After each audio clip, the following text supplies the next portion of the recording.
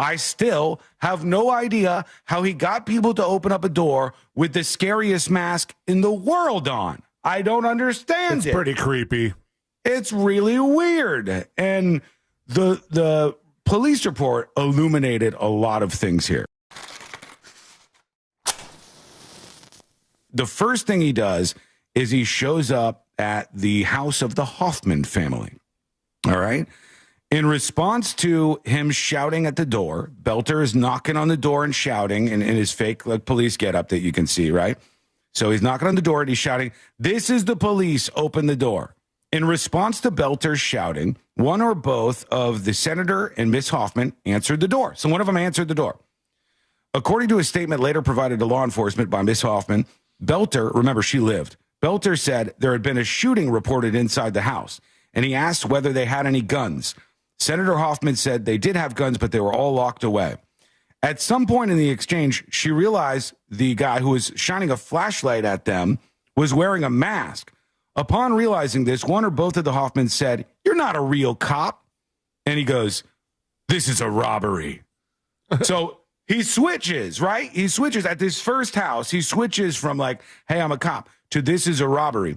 And they tried to shove him out the door. The door is like just slightly open. They tried to shove him out the door and kick him backwards. And he just starts blasting, right? And he shoots both of them multiple times, seemingly thinks that he has killed them. Their daughter calls 911 and says, "My parents have been shot." They end up surviving. They were stabilized, okay? He goes to a secondary house. They don't name whose house this is. They just say Minnesota Public Official 1. And he rings the doorbell over and over and over. He's wearing the same mask at the doorbell. He does not answer the door. The police, after getting the 911 call from the first residence, they are now on alert. And a couple of them... Oh, these are new angles of the mask. Yeah, this is from the second half. This is from the public official who they're not naming from their house, from their doorbell camera. And the police at this point go, "Hey, something's up. Something's up. We got a problem here. Make sure we're checking all these elected officials' homes." Okay? So public official 1, where he shows up to that house, the second house, nobody's there, and he leaves. Now he goes to another home about 10 minutes later in New Hope, Minnesota, the home of public official 2. They don't name this person either. It's about 2:36 in the morning.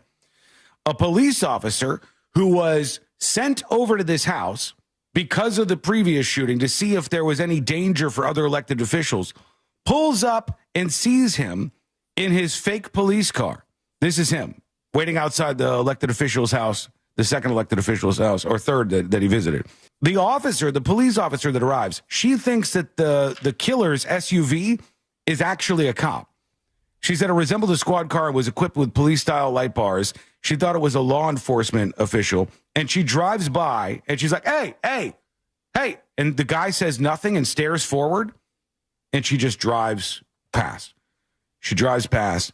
She goes to public officials 2's residence, and she goes, "Oh, that cop must be security for this other public official here."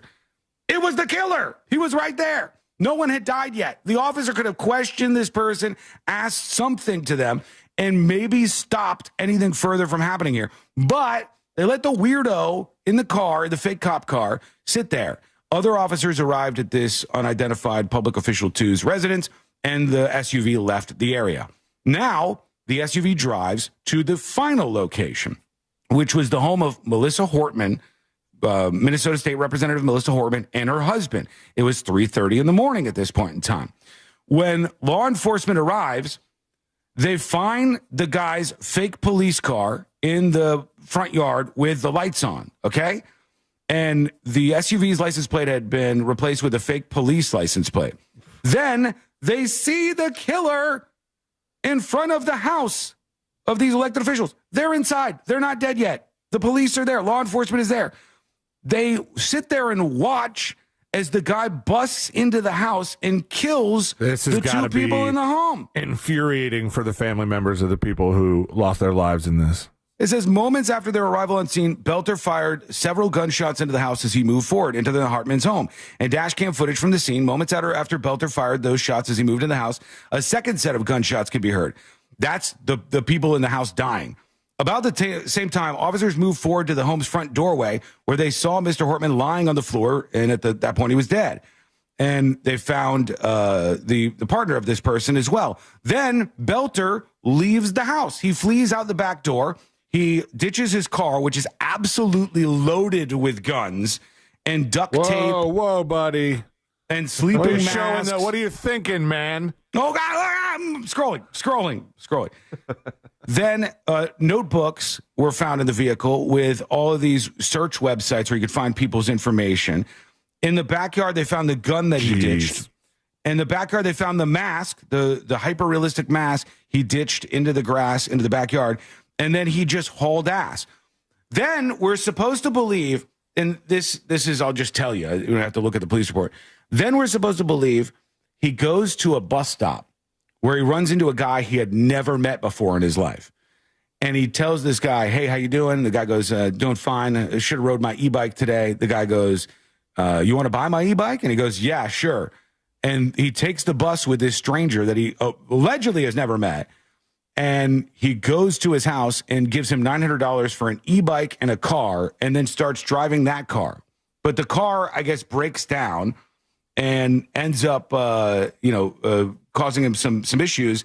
And he gets on, he leaves the car. Here's the car that he left behind.